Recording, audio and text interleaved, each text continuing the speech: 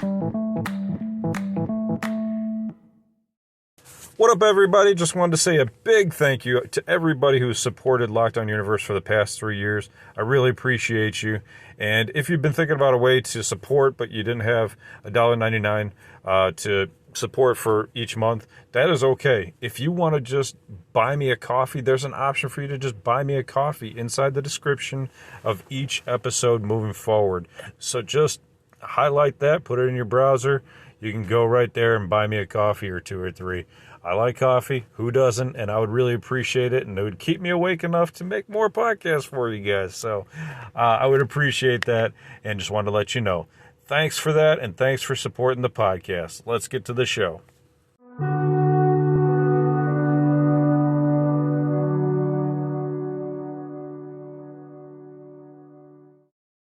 What up, what up, what up? Welcome back to Lockdown Universe, home of the bizarre, peculiar, and unheard of stories of UFO legend and paranormal lore. Welcome back, welcome back. Happy to be back. Hopefully you guys are doing excellent and taking care of yourselves. So today I wanted to talk about the possibility of Terminator-like robots actually becoming reality. And our humanity basically being taken over by these kinds of horrible AI cognizant robots. Is it possible? What kind of robots would they look like? And I want to run through all of the Terminator robots that they've had in the movies, because everybody thinks it's just Arnold, but there's actually about 7 to 8 different types, starting from kind of like the early stages of Skynet, moving forward through the movies, through Terminator 1, 2, 3. Then we've got Terminator Salvation and Genesis, and then we've got Dark Fate. So I kind of want to run through some of those and show you the differences in what might be possible versus what is still science fiction. So let's kind of take a look at them and see what you think. So, first of all, we have Mr.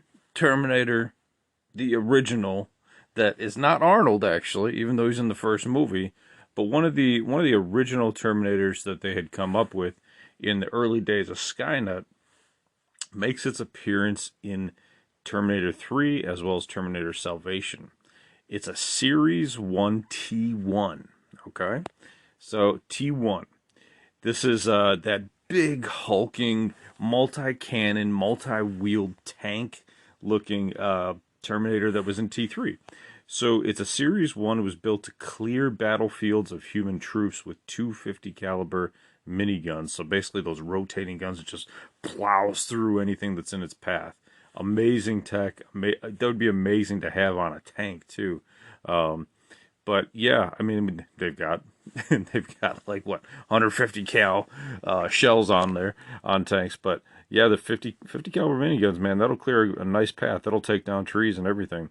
So it's got tank treads that provide superior grip and maneuverability, and it's got laser guiding systems, as well as auditory, heat, and motion sensors.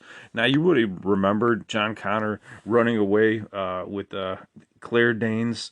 I know it's not the character's name, but what was her name? Something Brewster? Yeah, in the movie. And so they're running away from this thing, but this thing would be formidable, man. I mean, it would be like a tank, and it was like it looked like it was made of like aluminum, and aluminum can be very flexible, can be not. Now, that thing would be tough enough. Now, you remember in that same movie, T3, they also had that flying drone that they were working on in the Skynet lab where Brewster's dad was working. That thing was formidable too, man. That thing was a beast. That thing was huge, and that thing looked dangerous and intimidating. Could you imagine just like a heavy duty drone that could just like fly above you? Not these like Radio Shack drones. I used to work at Radio Shack. Okay? I know what it's like. I used to fly those drones, man. So those drones were fun, but they were tiny and flimsy and nothing. I mean, they'll break at the drop of a dime. You get a big hulking like $1 million drone, and you're the robots, and you have the capability to make millions of those things. That's an army, man. That's an Air Force, So, let's keep going. So that's T1, the original class of the Terminator. So let's go to the next one, which is the T. Nope, I don't want to go there. Let's go to Arnold. So Arnold was the T 800, T 600? No, he was the T 800. Sorry, T 800. So he was Skynet's first successful infiltrator. He uh, he was used against the Resistance. So he was the original Terminator, right?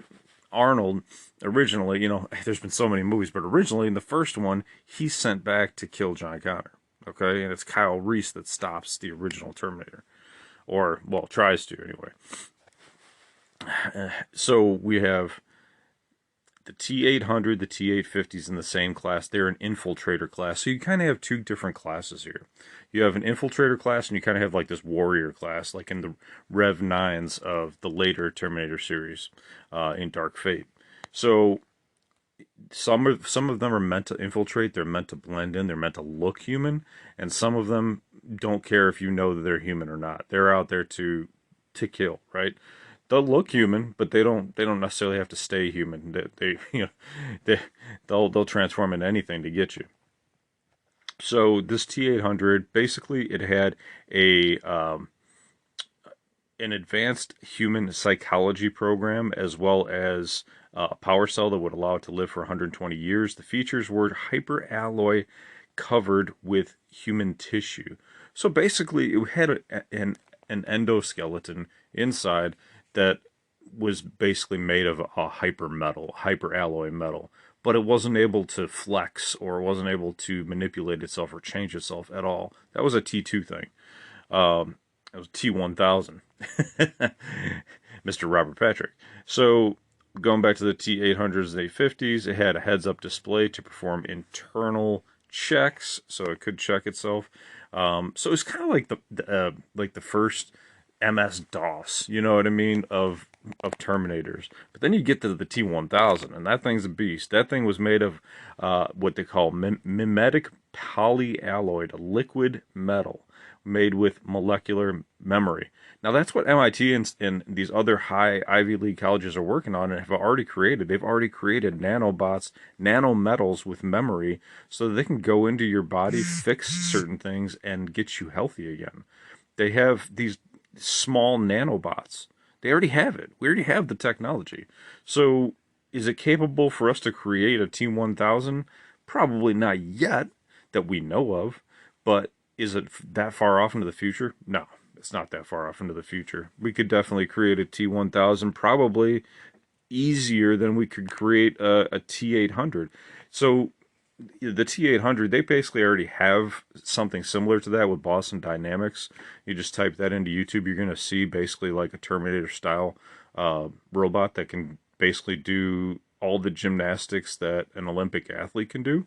But a T 1000, the only difference there, the only challenge there would be to create enough computing power for it to maneuver. Right now, it can kind of like maneuver through things. We can ask it to do tasks. We can program it to do tasks like go in and like chew out a cancer cell. It can do that. It can go around like a germ or a bacteria and engulf it.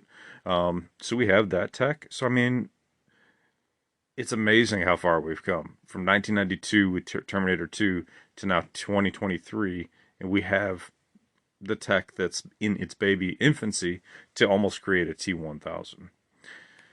So imagine if AI got its understanding about that through the internet, and it's like, oh yeah, all we got to do is pour our intelligence into a liquid body of this stuff, and we can have a body that would basically be impossible to destruct, because like in the movie, the only way to destroy that thing was to like put it into like boiling lava, right? To melt the thing. They tried to freeze it and destroy it, and then once it melted, it regrouped, and that's exactly what the liquid metal robots that we've created would do as well. Big problem. Big problem. So they also have the T-600. Now this was in Terminator Salvation. So this was kind of like what they made poor Sam Weatherton into. Uh, apologize. The main character. He basically was their first attempt at an infiltrator machine featuring titanium alloy endoskeleton, and was a precursor to what the T-800 was, or Arnold Schwarzenegger's robot. It had latex rubber skin as a simple disguise and was able to lift 5 times its own weight, as Sam was able to do, and then punch through concrete and metal. So basically, it was like one of the first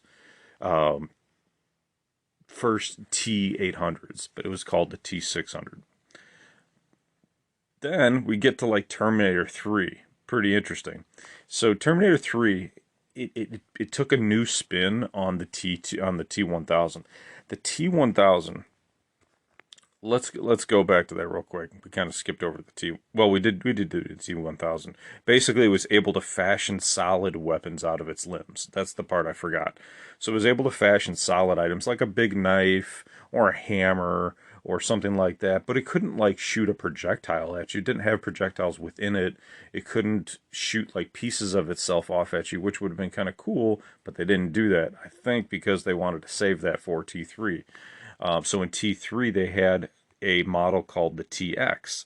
That nice looking lady who was in that movie, man, she was a force, man. I mean, dude, I would not want to go up against that thing. That thing was, each Terminator's scary, but she had the capability to use her body to create weaponry that could shoot projectiles. So she could actually shoot a plasma cannon. She could create a flamethrower. So the body was able to reconfigure the arm to access inbuilt weapons. So there was weapons built within the endoskeleton to fire. So it had this, a layer of liquid metal covering over an advanced endoskeleton. Okay, so they were still using the endoskeleton. The T-1000 did not have an endoskeleton. It was all liquid metal.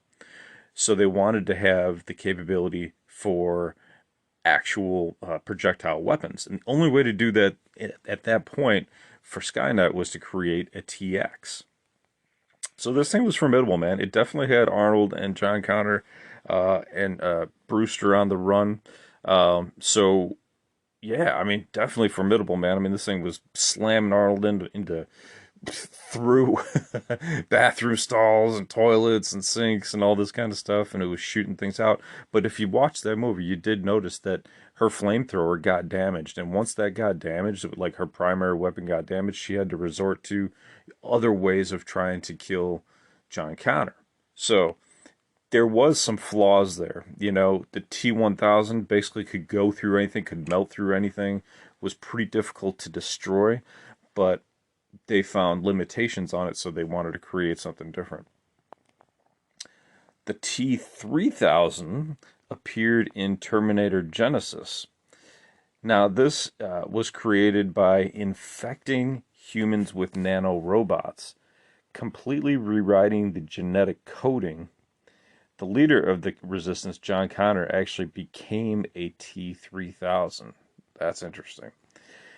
So it's invulnerable to physical attacks, bullets, and explosions, and it was able to dissipate into a mist-like swarm and reassemble itself almost immediately.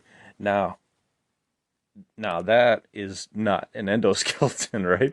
That has no endoskeleton at all. It could change into a mist. It could reform. I mean, that's why it was impenetrable. I mean, this thing is basically indestructible. Now, there's limitations on that, though, right? It can't form a weapon. It can't form a projectile weapon like a flamethrower or a machine gun or a plasma cannon. It can't do that. But it's indestructible. Like you would have to trap it. You could trap a mist. So you'd have to like trap it into like some sort of cell or container so that it couldn't come after you anymore. That'd be tricky, right? It'd be tricky. especially if it had sensors. Like you'd have to outsmart its sensors in order to be able to trap it. Now, if our AI technology got to that point, we'd be in trouble. We'd be in trouble. That would be hard to fight. You know, we could probably fight some of the other ones because you can trap them, but trapping a mist, that's a challenge. That's a challenge. I mean, you could freeze the mist maybe, you know, and then trap it. Maybe that would be the best way to go. They also had a T-5000. Now this took or was first made an appearance in Terminator Genesis.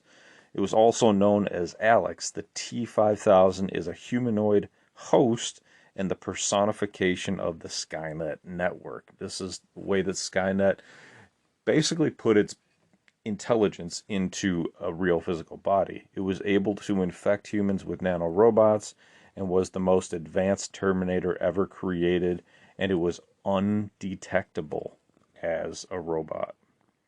Undetectable. So you could not detect this thing. So that's the interesting thing, right? We were talking about like the infiltrators and like the warrior class, and this T-5000 was kind of like an infiltrator. So the T-1000 kind of like an infiltrator. The T-800 kind of like an infiltrator. But you know the T1 definitely not an infiltrator. T1 is just a big ass tank ready to mow down everything. It was not trying to infiltrate or take out, you know, specifically John Connor. It was out to take out any resistance at all, like armies of resistance. It was meant to go out onto the battlefield, you know, and take out armies of resistance. So now we've come to the end. We've come to the final Terminator that we know of, called the Rev 9. I remember watching Dark Fate and everybody was giving it bad reviews, and I was like, you know, I don't care. I've never cared about bad reviews because I don't care. A lot of times, the movies that get bad reviews, I absolutely love. So I watch them anyway. And Terminator Fate was going to be one of them. Dark Fate, that sounds amazing, and it had Linda Hamilton in it. Of course, I'm going to watch that. You kidding me? Get out of here. So Rev 9s, they just sounded bad. Like, and all of the characters in the movie, they were like, if you see a Rev 9, run.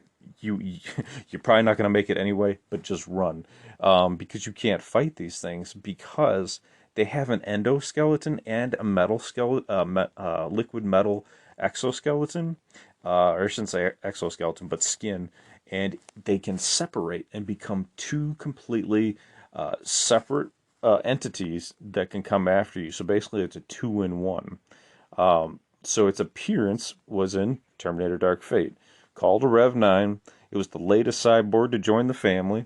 It was a two-in-one Terminator model that had traditional solid endoskeleton body, like we're used to with like the TX, or maybe even, you know, Schwarzenegger's. But Schwarzenegger's was slow. This thing was fast as hell. And then it had it was a advanced model that was sent from the future to terminate protagonists in the movie Dark Fate. It has two main features: the ability to split into two fully autonomous Terminators, making it twice as deadly, and the ability to create solid and sharp weapons from all of its body parts.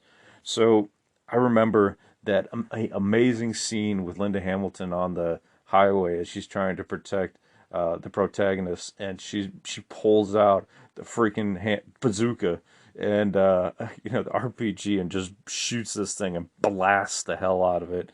And I'm like, oh hell yeah, Linda Hamilton's back. This is amazing. And you know, she's still looking badass. She got the short hair, you know, and oh man, it was great. And then Arnold's in it later too, you know. And if you haven't seen it, you'll like it. Watch it. It's a good time. I mean, it's definitely not the worst of them. So yeah, it's fun, man. It's fun, and it keeps you on the run. But yeah, if you came up against these Rev 9s, dude, I mean, I love human inspiration and imagination, because this Rev 9 was just, it was a totally different animal. It was two different beings. You thought originally, in the movie, you thought you're just fighting this one Terminator, and it's bad enough because it's tough enough. But then you blast it away, and then it still has this endoskeleton that can come after you that's basically impenetrable too. You're like, holy shit. And then you got basically Robert Patrick as a second Terminator coming after you, which he was really, really difficult to defeat. He didn't have a lot of distance killing power, but you couldn't blast him enough to like keep him away. You just kept blasting him, and like there'd be a hole in him, and he would just keep coming after you. It was like, oh hey, you blasted me. You took off part of my body. You took off part of my stomach. Oh, took off part of my shoulder. No problem. I'll just use whatever's left to like melt back into me, and eventually that my shoulder will catch back up to me when I slow down, and it's fast enough to catch up. That's where we're at with technology, with AI. And I think that is one of the reasons why we have so many people concerned about AI. And it's like really weird to live in this time period where we grew up on Terminator, we grew up on all these movies where robots could take over the world if only they could get smart enough. And we were like, what are you talking about? That's never going to happen. We got Radio Shack, TRS-80s, and we've got these brand new Apple Macs, and we've got Microsoft Windows 3.1. That was like the first thing, and we were using MS-DOS before that. You know what I mean? Like, nothing's going to become sentient. Like, yeah, there's some amazing graphics on these computers and stuff like that, but it's not going to become sentient. And now we've gotten to this ChatGPT, we've gotten to Bard by Google, we've gotten to Microsoft, who bought ChatGPT. We've got a whole bunch of other mimics out there. I actually did a search for trying to find a good AI that I could talk to and it could talk back to me. And there's some decent ones out there. It's not showing me that it's cognizant yet, but some of the people that work for Google have come out on interviews and they gotten fired, and said that they felt that the stuff that's not out yet, the stuff they're working on, is sentient. And that is why they're concerned about it. And that's why Musk is concerned about it. And that's why a lot of these folks are concerned about Steve Wozniak. And they wrote that paper, an open paper for everyone to slow down on AI because these things could destroy us. So how close are we? Tough to say. Could be a year from now that it becomes like fully cognizant, self-aware. Um, could it be 5 years from now? Could it be 10, 20?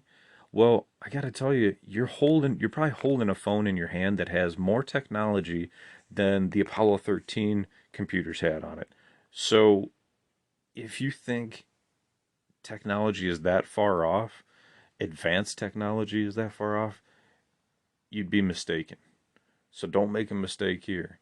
So just a heads up. Think about it. Think about all these different texts that the Terminator series has shown us, and think about how it could change your perspective for what we have now, what could be available in a couple of years, what could be available in 10, 20, 30 years. And how many years do you have left? You might have to worry about it. And then do you have to worry about your kids too? Teach them things. Teach them survival skills. Teach them, you know, how to take care of themselves, because if AI goes conscious and self-aware, it's going to shut off the internet. Meaning all these books that we've grown so accustomed to, the earlier generations of having and kind of gotten rid of, will be gone, right? They won't know how to do things. You got to teach these kids things early on so they can take care of themselves. Anyway, I hope you guys are having a great day. I'll leave it at that. Have a great weekend. Enjoy yourselves. Take care of yourself spiritually, physically, mentally. Follow through on your hobbies and your goals and your dreams. And as always, continue to question the universe around you and question those damn Terminators. Till next time, guys, take care and Lockdown Universe out.